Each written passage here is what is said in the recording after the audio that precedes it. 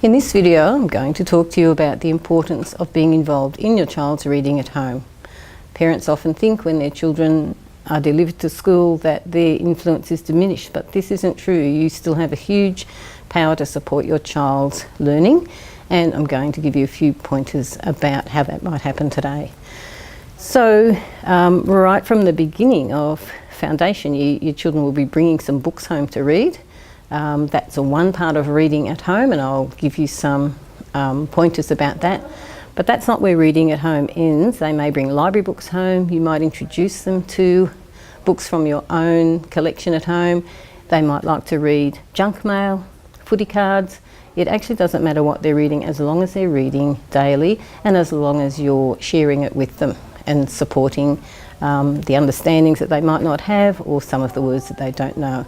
So let's have a look at the take-home book. Children are encouraged to read almost every day, and we'd love you to read alongside them or sit alongside them and be their support person, because they still regard what you have to say as hugely important.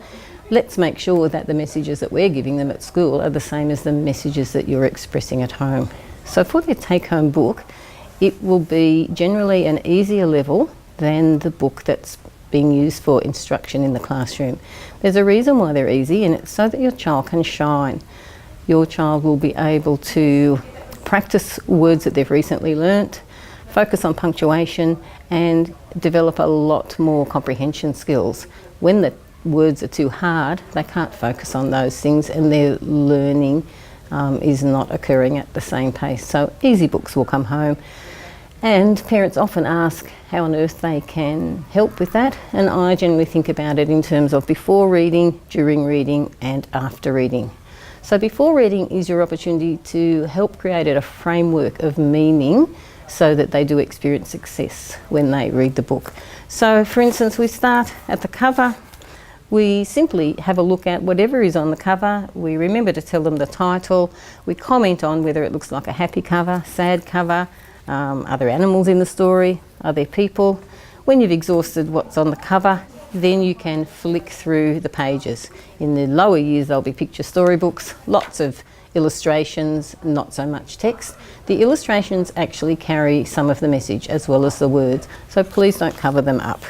So you generally just flick through the pages like this, commenting on who's in the story, where it might be happening. Oh, I wonder what's happening next, let's have a look. And you talk your way through the book. You might point out names, you might point out some tricky words, and then you close the book and your child begins to read. And they're shining because it's not a difficult book. Just sit there and enjoy their reading. If they stop and they're a little bit stuck, give them some thinking time, don't jump in straight away. You could ask a question such as, what word would make sense? We're generally not going to be saying things like sound it out, because that doesn't actually work for many words, and it certainly doesn't work once the words are longer. It's much better to say, what could you try? What would make sense? Look at the beginning. Is there something there that could help you? But if they're taking too long and the meaning's getting lost, just tell them the word and then read on. If they've stopped for too long and the meaning's lost, say, let's reread that sentence again, and you could read it together. So you go through the book like that, and then at the end of the book, a conversation is really valuable. So rather than thinking that just being able to work out the words in the text is the reading, it's the conversation and the interaction with the text, and that's where we need your help, and that's where you can benefit your child the most. So after reading, you can ask questions that provoke a conversation. So we're not talking about a yes or no answer. So the question might be, now we can tell, why do you think the story was called whatever it was?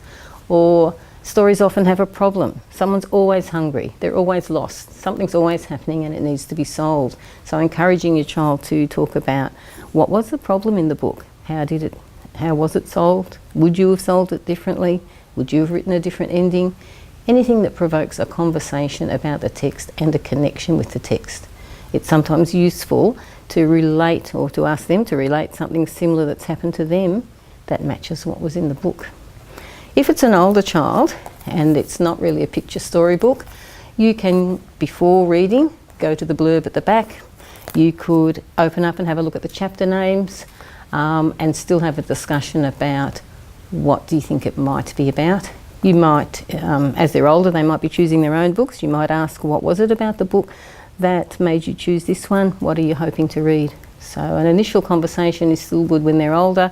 Then they can read the beginning of the chapter or a short meaningful bit, a page or so, and then you can have that final conversation. So it's not just about being able to recognise the words, and that's why your help's so important, because you're the one that will prompt the conversation before and afterwards.